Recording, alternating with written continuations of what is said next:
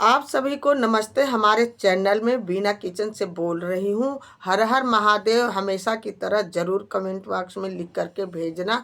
और आज बात करते हैं सकट चौथ कब पड़ रही है और सकट चौथ में हमें क्या चीज़ माघ के महीना में भूल कर नहीं खरीदना चाहिए और हमें दान माघ के महीना में किस चीज़ का विशेष दान देना चाहिए और हमें पूजा पाठ की सामग्री क्या होती है। पहले बता दें, सकट का व्रत ये अपने पुत्र के दीर्घ आयु के लिए रखा जाता है। ये व्रत अपने पुत्रों की सलामती के लिए रखा जाता है। इस व्रत में हमें पूरा दिन निराजल रह करके शाम के टाइम व्रत का पूजा पाठ करके इस व्रत में चंद्रमा का विशेष महत्व। चंद्रमा को ही अर्घ दे करके ही तब व्रत खोला जाता है। व्रत खोलने का मतलब ये नहीं है कि हमें भोजन ग्रहण करना चाहिए, नहीं, फलाहारी लेना चाहिए, जैसे शकरकंदी हो, फल हो, दूध, दही। फलाहारी में ये सब चीज़ें हमें शाम के समय, संध्या के समय अर्घ देने के बाद चंद्रमा का, तब फलाहारी खोलना चाहिए।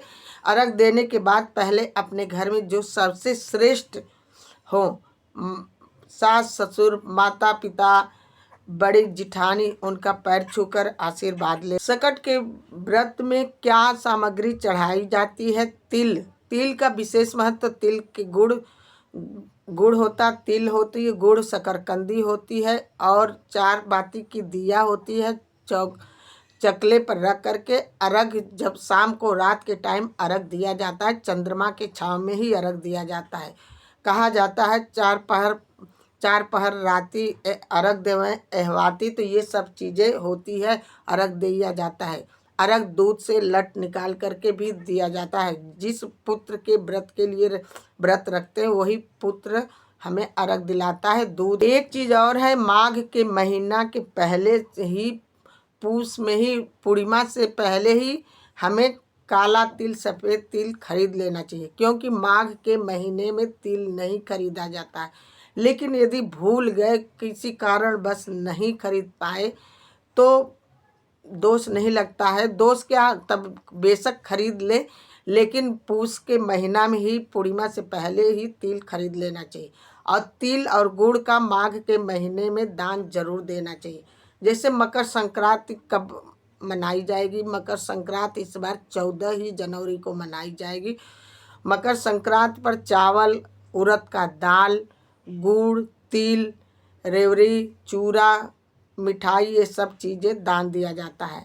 मकर संक्रांति पर ब्रह्म मुहूर्त में नहा करके हमें चावल दान जैसे छुआ जाता है, चावल और उड़द की दाल रख करके पूरब की दिशा में मुँह करके छू करके ही तब हमें कोई चीज़ ग्रहण करना चाहिए। पहले तो लाई, चूरा, गट्टा, बर्फी, मिठाई, मूंगफली, तिलकुट, रेवड़ी, ये सब मिलते थे खाने के लिए। तब पहले छू करके दान ब्राह्मण को, मतलब जो दान छुआ जाता था, चावल छू करके, तब उसके बाद हमें खाना चाहिए। फिर से याद धरा दें, माघ की चौथ, तिल चौथ, सकट चौथ, गणेश चतुर्थी, ये माघ के में रखा जाता है। ये 17 जनवरी को सन 2025 में ही रखा जाएगा। ये कृष्ण पक्ष की चौथ का व्रत रखा जाता है। ये व्रत बहुत ही फलदायी और अपने पुत्रों की दीर्घ आयु के लिए रखा जाता है।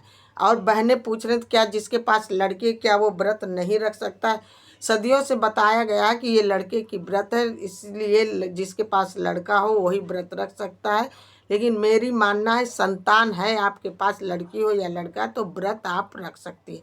यदि आप संकल्प लेके व्रत रखना चाहते हैं कि तिल चौथ का, हे चौथ महारानी हमारी संतान होगी, पुत्र होगा, तो हम व्रत रखेंगे, तो आप संकल्प ले करके व्रत उठा सकती हैं। माघ के महीना में सतंजा का दान जरूर देना चाहिए, जिसमें उसमें काला तिल होना जरूरी है।